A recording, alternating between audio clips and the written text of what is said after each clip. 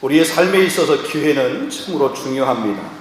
우리 성공과 실패 혹은 행복과 불행이 이 기회와 무관하지 않습니다. 기회를 잘 선용한 사람은 성공을 하게 되고, 또 기회를 놓치거나 선용하지 못하는 사람은 때로 실패하게 되는 것을 보게 됩니다.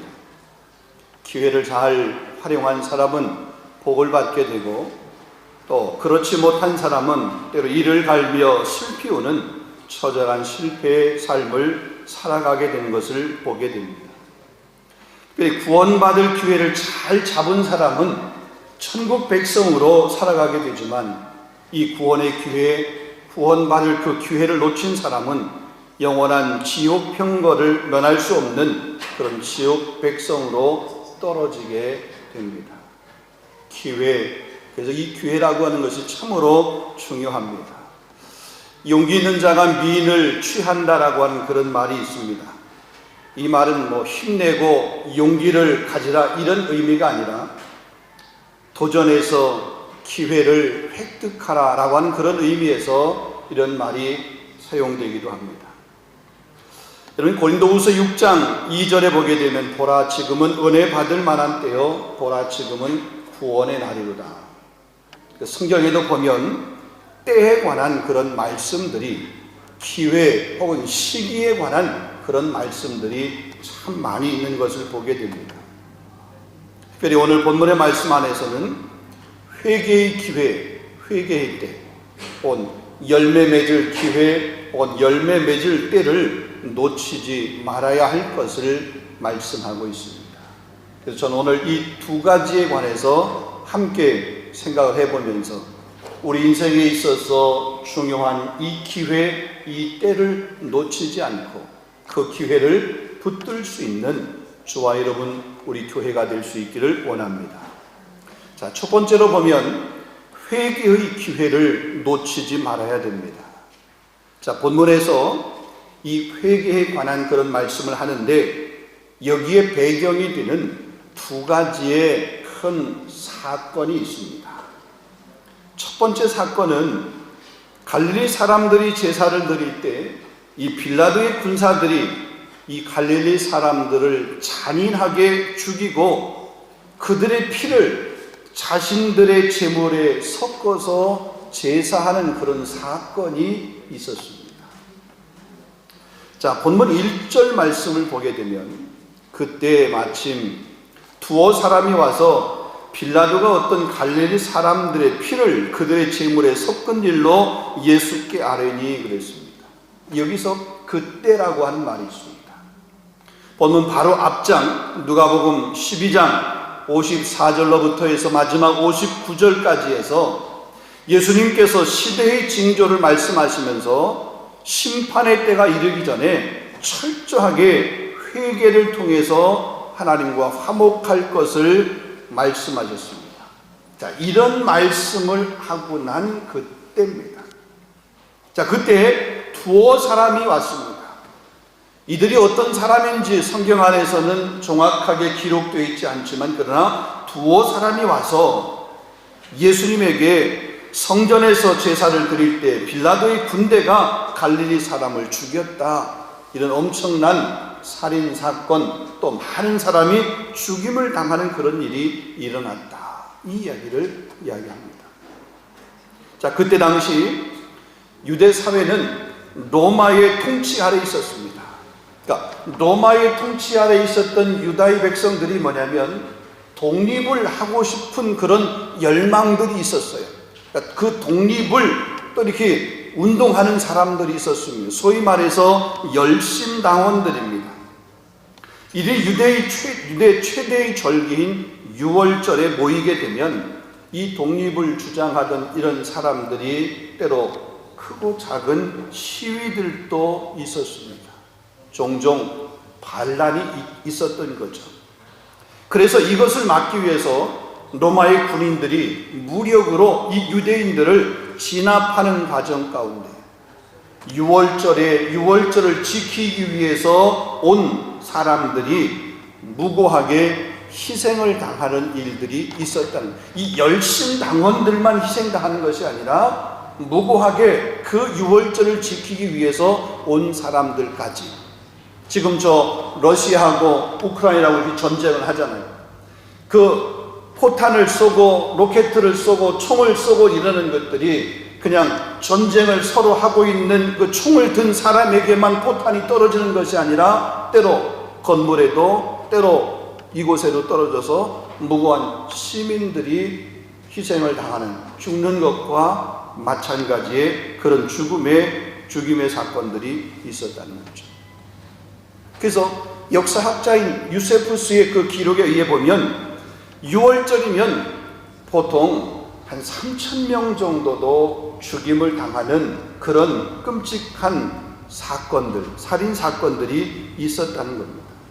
그러니까 로마의 통치를 반대하는 사람들 뿐만이 아니라 정말 순수하게 제사를 드리러 왔던 사람들도 죽임을 당해서 그들의 피가 이들이 제물로 드리려고 하는 그 제물과 섞여서 이 제사의 제물로 드려지는 그런 일들이 있었다는 것을 지금 이야기하는 거죠.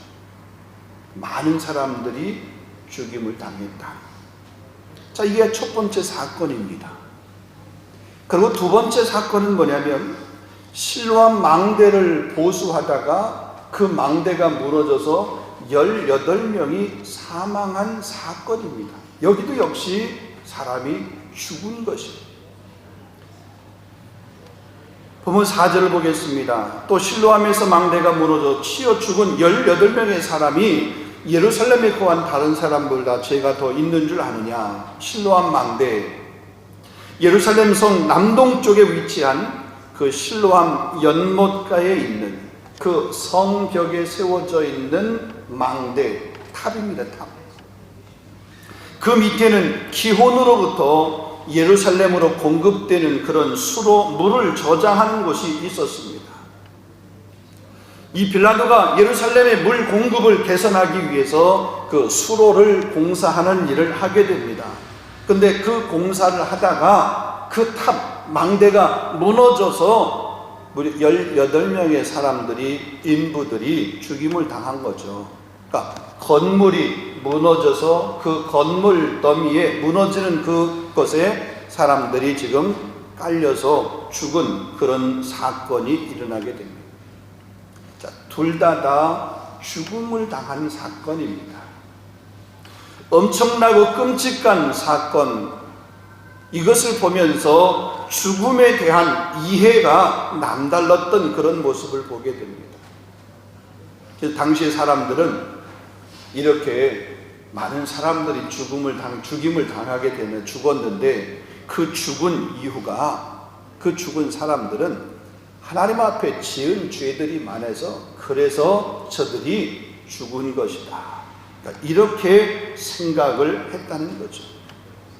여러분, 이렇게 생각한 것이 여기서만 있는 것이 아니라 보면 예수님의 제자들도 그런 질문을 합니다. 요한복음 9장의 말씀을 보면 예수님께서 제자들과 함께 길을 가게 됩니다.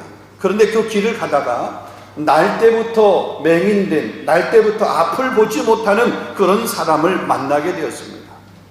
그때 제자들이 예수님에게 질문을 합니다. 그 질문이 이겁니다. 요한복음 9장 2절입니다. 제자들이 물어가로되 라삐여, 이 사람이 맹인으로 난 것이 누구의 죄입니까? 자기의 죄입니까? 아니면 부모의 죄입니까? 이렇게 묻는 거예요. 사람이 죽은 것도 죄 때문에 그렇다. 앞을 보지 못하고 맹인으로 태어난 것도 본인의 죄든지 아니면 부모의 죄든지 누구의 죄 값으로 그렇게 태어난 것이다. 아픈 것도 죄 때문에 아픈 것이다. 모두 다 죄를 거기다 갖다 대입해서 생각을 하는 그런 일들이 있었던 거죠. 그래서 어떤 사고를 당하든지 혹은 아프든지 혹은 죽든지 할 때에 그 모든 것들을 죄의 결과라고 모르지만 저 사람 하나님 앞에 지은 죄가 너무나 많아서 그랬을 거야. 죄 때문에 저런 어려움을 겪은 거야. 죄 때문에 저런 힘든 일을 지금 겪고 있는 거야. 죄 때문에 죽은 거야. 하나님 앞에 은밀한 죄가 있었을까요? 이런 식입니다. 그러니까 그들이 죽임을 당한 죽은 것이 하나님께 큰 죄를 지었기 때문에 그렇다. 그러면서 스스로 그 말을 하는 사람들의 마음 가운데는 뭐냐면, 나는 살아있으니까, 나는 저 사람들이 하나님 앞에서 은밀하게 지은 죄하고는 나는 차원이 다른 사람이야. 이런 교만한 마음이 있는 거죠. 나는 깨끗한 사람이고 다른 사람은 죄인으로 몰아가는 거야. 나는 잘못이 없고 잘못은 모두가 다 저 사람이 있어. 그러니까 저 사람이 아프지.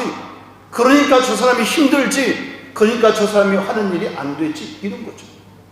심지어 지금 뭐래요? 죽은 사람들, 이 애매하게 죽은 사람들, 혹은 정치적인 그런 관계 때문에 죽은 그런 사람들, 망대가 무너져서 죽은 그런 사람들도 다 죄 때문에 그렇다. 그들이 죄인이기 때문에. 물론 하나님 앞에 깨끗한 사람은 없습니다. 그런 의미에서 보면 죄인임에는 분명합니다. 그러나 그들이 그것 때문에 죽었다라고 그렇게 단정해서 이야기할 수 없는데, 뭐냐면 죄 때문에 그렇다. 이렇게 마치 강도 만난 이웃을 보면서 아무런 도움을 주지 않고 지나가던 그 제사장들과 레위 사람들처럼 불쌍히 여기는 마음도 없고 긍휼히 여기는 마음도 없고 그냥 스스로 나는 저 사람들과 달라 하고서 선을 그어놓는 거죠. 내가 스스로 판단자가 되어서 내가 저 사람들을 정죄하고 있는 그런 모습입니다. 누가복음 18장을 보게 되면 또 자기를 의롭다고 믿고 다른 사람을 멸시하는 자들에게 비유로 말씀하여 이르시되 라고 그렇게 말씀하시면서 바리새인과 세리의 그 기도에 관해서 말씀하고 계십니다. 여러분, 우리가 잘 아는 것처럼 바리새인의 기도는 이런 기도입니다. 나는 다른 사람들, 특별히 저 세리와도 같지 않습니다. 나는 1회에 2번씩 금식을 하고 내 소득의 10분의 1을 그렇게 드렸습니다. 그러니까 나는 깨끗하고 나는 정직하고 나는 율법으로 봤을 때 흠이 없는 사람입니다. 저 세리하고는 다릅니다. 내가 일주일에 2번 금식했어요. 저 사람도 다른 사람이 안 드리는 11조까지 나는 드린 사람이에요. 스스로 의롭다고 생각을 하고 스스로 자기의 믿음이 좋다고 그렇게 자기가 판단하고 있는 것은, 여러분, 믿음이라고 하는, 좋은 믿음이라고 하는 것은 내가 인정할 때 내 믿음, 그게 좋은 믿음, 내가 인정하는 것이 아니에요. 내가 기준이 아니에요. 하나님이 기준입니다. 하나님이 보실 때에 내 믿음이 좋고 혹은 그렇지 않고가 판단이 되는 것이지, 내가 볼 때, 내가 다른 사람을 내 기준으로 볼 때, 저 사람의 믿음은 참 좋아. 아니, 저 사람의 믿음은 아니야. No. 우리한테는 그런 판단할 수 있는 권한이 없습니다. 우리한테 그런 권한이 없어요. 혹시나 우리가 누구의 믿음을 우리의 기준으로, 우리의 잣대를 가지고 판단한다라고 그러면, 오늘 지금 본문이 말하고 있는 이 회개를 말하고 있는 이 본문의 말씀을 우리가 깊이 가슴 가운데 새겨야 될 줄로 믿습니다. 자, 그런 유대인들의 생각에 예수님은 뭐라고 대답을 합니까? 그들의 죽음이 다른 모든 사람들보다 죄가 많아서 그렇게 죽음을 당한 것으로 내가 생각하느냐? 결코 그렇지 않다는 거예요. 이들이 지금 그 2가지의 사건, 빌라도의 군사들에 의해서 많은 사람들이 그렇게 처참하게 죽임을 당한 그런 사건, 공사를 하다가 실로암 망대가 무너져가지고 그 죽임을 당한, 거기 압사돼서 죽은 사람들, 이런 사람들 보면서 저들 죄 때문에 그런 거야 라고 그렇게 심판하고 그렇게 판단을 했지만, 그들의 죽음이라고 하는 것이 너보다 죄가 많아서 그들이 죽은 줄 아느냐? 결코 그렇지 않다. 그러면서 하시는 유명한 말씀이 있습니다. 너희도 만일 회개하지 아니하면 이같이 망하리라. 한번 따라하겠습니다. 너희도 만일 회개하지 않으면 이같이 망하리라. 회개하지 아니하면 이같이 망한다는 거예요. 예수님은 죄 때문에 재난을 당하거나 혹은 죄 때문에 망하는 것이 아니라 회개하지 않으면 망하게 된다는 것을 말씀하고 있습니다. 여러분, 하나님의 심판을 받는 것이 때로 죄 때문만이 아니라 회개하지 않기 때문에 하나님의 심판을 받는 거죠. 우리가 아무리 중한 죄, 아무리 큰 죄를 지었다 할지라도 회개하면 하나님은 용서해 주십니다. 아멘.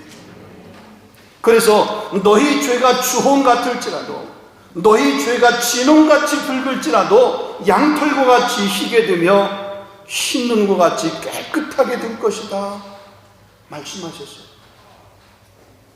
이사야서 1장입니다. 요한일서 1장 9절 말씀을 보면 우리가 우리 죄를 자백하면 저는 미쁘시고 이루사 우리 죄를 사하시며 모든 불의에서 우리를 깨끗게 하실 것이요. 중요한 게 뭐예요? 회개입니다. 회개. 자, 그렇다면 예수님께서 요구하시는, 예수님께서 원하시는 회개의 모습은 어떤 모습인가요? 우리가 단순히 그냥 내 죄에 대한 인정함과 고백, 그것으로 끝나는 것이 아닙니다. 여러분, 회개에서 제일 중요한 점은 뭐냐면 돌이키는 겁니다. 죄를 인정하는 것도 중요합니다. 후회하는 감정도 중요합니다. 근데 더 중요한 것은 뭐냐면 돌이키는 거예요. 그냥 후회만 하고 생각만 하고 그 자리에 머물러 있는 것이 아니라 돌이키는 거예요. 행동으로 옮기는 겁니다. 행동의 변화라는 거죠. 여러분, 이스라엘 첫 번째 왕이 누구죠? 사울입니다. 여러분, 사울은 자신의 잘못을 말로는 인정했습니다. 마음으로 공감하고 마음으로 그렇게 후회하기도 했습니다. 그런데 실제적으로 행동에는 변화가 없었습니다. 사람들이 이 사울은 천천히요, 다윗은 만만이다.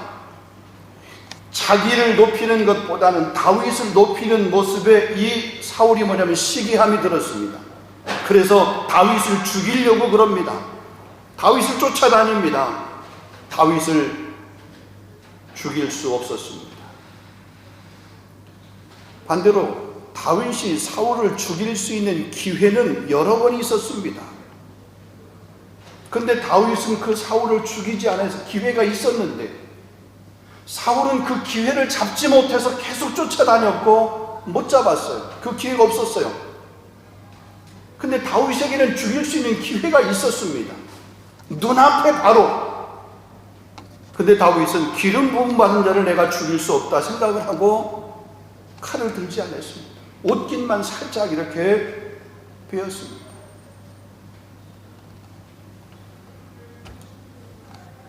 사울이 그 사실을 알게 되었습니다. 감동이 됐습니다. 뭔가 마음에 깨달음이 왔습니다. 다윗의 그 행동을 칭찬합니다. 다시는 내가 너를 죽이지 않겠다고 그렇게 약속을 합니다. 그런데 그때뿐이었습니다. 다시 다윗을 죽이기 위해서 군대를 동원해서 찾아다니는 그런 모습을 보게 됩니다. 그러니까 이 사울이 회개했던 그 회개는 하나님이 원하시는 회개가 아니었습니다. 행동이 없는 회개였습니다. 잠깐 자기가 하던 행동을 멈췄을 뿐이에요. 그리고 다시 그냥 그 행동을 한 거예요. 잠시 그 시기를 늦춘 것 뿐이지 돌이키지 않은 거죠. 그냥 여전히 그 방향을 향해서 달려가고 그 방향에 서 있었던 그런 모습입니다. 행함이 없는 믿음이 거짓이듯이 행동이 없는, 돌이킴이 없는 회개는 가짜 회개입니다. 말과 생각만으로 회개가 되는 것이 결코 아니라는 거죠. 하나님이 받으시는, 하나님이 원하시는 회개의 모습이 아니라는 거죠. 이런 성경에 보면 하나님이 원하시는 회개를 한 사람들이 참 많이 있습니다. 여러분, 그 중에 한 사람, 누가복음 19장에 보면 세리장인 삭개오를 우리가 한번 예를 들어 볼 수 있습니다. 로마 제국에 고용되어서 유대 백성들의 고혈을 빨아먹던 그런 세리장 삭개오입니다. 근데 그가 주님을 만났습니다. 그 주님을 만난 후에 자신의 소유의 절반을 팔았습니다. 그래서 가난한 사람들이 나누어졌습니다. 다른 사람의 것을 토색한 일, 그러니까 다른 사람의 것을 속여서 빼앗은 일이 있는 그 사람들에게는 4배나 돌려주면서 갚았습니다. 지난날의 자신의 잘못, 지난날의 자신의 과오를 철저하게 뉘우치고, 그리고 그것을 뉘우치는 행동을 실제 그렇게 보였던 사람입니다. 지금까지는 돈이 그의 삶의 전부였습니다. 그래서 그 동족의 등골을 빼먹었습니다. 백성들에게 죄인이라고 하는 소리를 들어도, 심지어는 그 백성들이 매국노라고 하는 그런 소리를 해도 그는 악착같이 세금을 거뒀고 돈을 거뒀고 축복했고 자기의 배를 채웠습니다. 돈이 최고였습니다. 그것이 자신의 자랑이었고 자신의 그 자존감을 지켜가는, 어쩌면 자신의 그 핸디캡, 키가 작은 자신의 그 핸디캡을 커버하는 그런 요소로 그렇게 했습니다. 그런데 그렇게 놓고 싶지 않았던, 그렇게 포기하고 싶지 않았던 그것, 주님을 만나고 나서 그것을 내려놓은 겁니다. 팔았습니다. 나누어 준 겁니다. 여러분, 이것이 진정한 회개라고 하는 거예요. 그럴 때 그 삭개오에게 예수님께서 뭐라고 서론하십니까? 누가복음 19장 9절에 보면 오늘 구원이 이 집에 이르렀으니 이 사람도 아브라함의 자손이미로다. 이 사람도 아브라함의 자손입니다. 예수님께서 인정하는 그런 회개를 한 사람이다라는 거죠. 사랑하는 성도 여러분, 우리가 보통 회개하라 라고 하는 이 말을 할 때에 많은 사람들이 그 회개하라는 말에 대해서 기분 나빠합니다. 여러분, 회개하라고 하는 말 기분 나쁘게 듣지 마시기를 바랍니다. 하나님께서는 우리를 사랑하시기 때문에 지금도 회개하라고 그렇게 요구하고 계십니다. 우리를 고쳐주시고, 때로 우리를 회복해주시고, 우리를 살려주시고, 더 나아가서 우리에게 복을 주시기 위해서 우리에게 회개하라, 그렇게 말씀을 하십니다.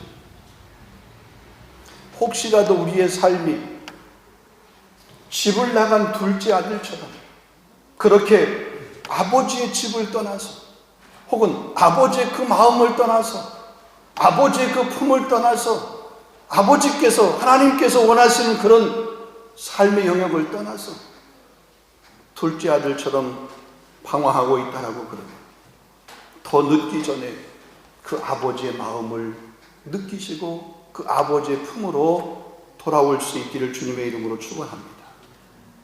하나님의 마음을 아프게 한 일이 있으면 이 시간 다시 한번 여러분 회개하고 돌이켜서 하나님의 기쁨이 되는 사람이 될 수 있기를 주님의 이름으로 축원합니다.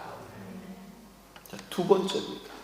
첫 번째는 이 회개할 기회, 이 기회를 놓치지 말아요. 두 번째는 열매 맺을 기회를 놓치지 말아야 됩니다. 여러분, 농부가 농사를 하잖아요. 봄에 씨를 뿌리고 여름에 이렇게 가꾸고, 그래서 가을에 추수를 하게 되잖아요.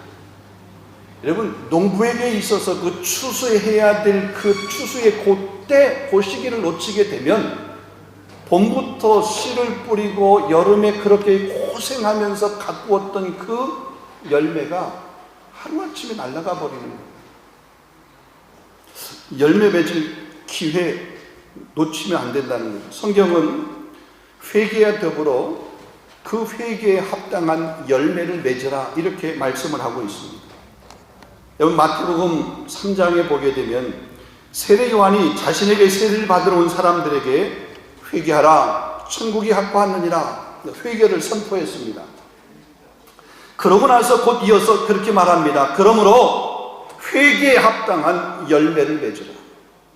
그러니까 회개할 뿐만 아니라 회개하고 난 후에 그 다음에 그 회개에 합당한 열매까지 맺어야 됩니다. 열매까지. 자, 오늘 본문에서 6절 이하에 보게 되면 열매 맺지 못하는 무화과 나무의 그 비유에 관해서 비유를 지금 말씀하고 있습니다. 한 사람이 포도원에 무화과 나무를 심었습니다. 나무를 심은 그 주인이 와서 열매를 구하는데 열매가 없었습니다. 그래서 이 주인이 그 포도원 지기에게 말합니다. 내가 3년을 와서 열매를 구하였는데 얻지 못했다. 그러니 그냥 찍어버려라. 그 나무를 찍어버려라. 어찌 그냥 땅만 더럽히느냐. 그 나무를 찍어버리라 그렇게 말합니다. 그러자 그 포도원을 지키던 포도원 지기가 주인에게 간청을 합니다. 주인이여 금년에도 그대로 두소서. 내가 두루 파고 거름을 줄이니 만약 열매가 열면 좋거니와 그렇지 않으면 찍어버리소서. 자, 여기에서 이 비유에서 이 포도원의 주인은 우리가 하나님으로 생각해 볼 수 있습니다. 무화과 나무, 포도원과 무화과 나무, 포도원 이스라엘을 가리키고 무화과 나무는 이스라엘의 백성을 상징한다라고 볼 수 있습니다. 그럼 그 포도원을 지키는 포도원 지기는 누구냐? 예수님으로 우리가 생각해 볼 수 있습니다. 그리고 3년이라는 기간, 여러분 이 3년이라는 기간은 그 무화과 나무를 심고 그래가지고 그 심어서 자라는 그 3년을 이야기하는 것이라고 하기보다는 이제 그 무화과 나무가 열매를 맺어야 되는데 열매를 맺지 못하고 있는 그 3년을 이야기하는 것으로 우리가 그렇게 생각해 보면 되겠습니다. 자, 근데 이 무화과 나무가 열매가 없습니다. 그 열매 없는 백성들을 바라보면서 예수님께서 지금 말씀하신 하나님 앞에 간청하는 겁니다. 하나님, 한 번만 더, 아니 한 해만 더 이 백성들에게 열매를 맺을 수 있도록 한 해만 더 참아 주시옵소서. 이런 거죠. 두 가지의 의미를 여기 있어요. 예수님께서는 그 백성들을 사랑하시기 때문에 참아달라고 간청을 하는 거고, 또 한편으로는 그 참아달라고 하는 그 기간 안에 반드시 열매를 맺혀지기를 원하는 예수님의 그 마음이 거기에 담겨 있다는 거죠. 하나님, 우리가 이 땅을 살면서 하나님이 원하시는 열매를 맺기를 원하십니다. 근데 이 땅에 많은 사람들이 하나님이 원하시는 열매를 맺지 못하고 있습니다. 아니, 하나님이 원하시는 열매가 아닌 내가 원하는, 우리가 원하는 그런 열매를 맺기 위해서 살아갑니다. 쉽게 말해서 하나님의 뜻이 아닌 내 뜻대로 살아가는 거죠. 여러분, 그것을 성경은 뭐라고 얘기하냐면 그것을 죄라고 얘기합니다. 내 고집대로 살아가는 것, 내 방식대로 살아가는 것, 내 경험대로 살아가는 것, 혹은 내가 가지고 있는 그런 상식, 혹은 우리가 살아가고 있는 이 시대의 정신대로 살아가는 것, 이것을 성경은 뭐라고 얘기해요? 죄라고 얘기합니다. 때로 하나님이 나에게 원하시는 그런 열매, 이런 것에는 관심이 없습니다. 내 뜻이 충족되지 않으면 때로 하나님도 없고요, 때로 교회도 없고, 때로 예배도 없습니다. 내가 기분 상하고 내 자존심이 하게 되면 하나님, 아니 성경, 말씀, 그 어떤 것들 갖다 대도 우리의 마음이 그것을 밀어내요. 우리 마음이 그걸 밖으로 던져버려요. 열매 맺는 것을 싫어합니다. 힘들어합니다. 때로 부담스러워합니다. 충성하라고 하는 말 너무나 진저리가 나요. 복음을 위해서 수고하고 희생하라고 하는 말 거추장스럽고 부담스럽습니다. 전도하자, 선교하자 이런 것도 부담스럽습니다. 복음을 위해서 위한 수고와 희생, 그 말이 부담스러운 거죠. 십자가를 지고 나를 따르라 주님 말씀하셨는데 그 십자가를 지는 삶 생각하기 싫은 거예요. 그 고통스러운 십자가를 내가 왜 져야 돼? 나는 그냥 룰루랄라 하고 싶은데, 욜로 하고 싶은데 왜 그런 십자가를 지라고 얘기하고 자꾸 그 십자가를 강조하는가? 때로 우리 마음에 그런 마음이 있어요. 그런데 그런 우리를 위해서 오늘 성경에 보니까 예수님께서 대변합니다. 지금 열매를 맺지 못하고 있는 우리들, 이처럼 그런 마음을 가지고 살아가고 있는 우리들, 때론 이 시대 정신에 우리 마음이 빼앗겨서 그것이 말씀인 것처럼 복음인 것처럼 붙들고 살아가는 우리들에게, 그 우리들을 향해서 주님이 말씀합니다. 우리를 위해서 대변합니다. 금년에 한 해만 더 참아주소서. 내가 가꾸겠습니다. 기회를 주어서 열매를 맺도록 그렇게 하시는 것을 보게 됩니다. 왜 그렇습니까? 무엇 때문에? 그저 사랑 때문입니다. 그렇다면 예수님께서 이렇게 사랑을 베푸시면서 하나님 앞에 그렇게 대변하면서 우리에게 맺기를 원하시는 그런 열매는 무엇일까? 여러분, 성경에서 보면 하나님께서 우리에게 맺기를 원하시는 열매 무수히 많이 있습니다. 그런데 오늘 전 두 가지만 말씀을 드리려고 합니다. 하나는 뭐냐면 대계명입니다. 계명 중에서 가장 큰 계명이 뭐냐라고 그렇게 질문했을 때 예수님께서 대답하신 계명이에요. 말씀입니다. 마태복음 22장 37절로 39절입니다. 성경에서 가장 큰 계명이 뭐냐?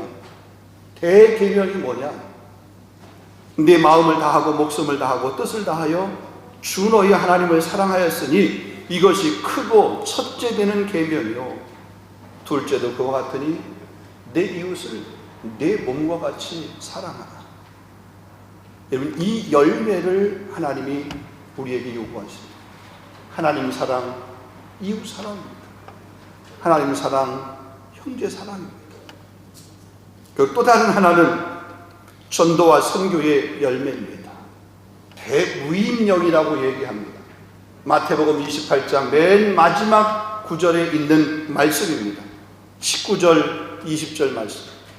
그러므로 너희는 가서 모든 민족을 제자로 삼아 아버지와 아들과 성령의 이름으로 세례를 베풀고 내가 너희에게 분부한 모든 것을 가르쳐 지키게 하라.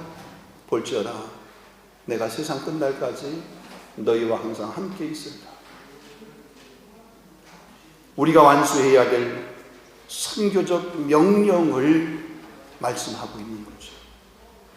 우리가 맺혀야 될 전도와 선교의 열매를 말씀하고 있는 거죠. 더 많이 얘기할 수 있습니다. 성령의 열매, 그것도 우리가 맺혀야 됩니다.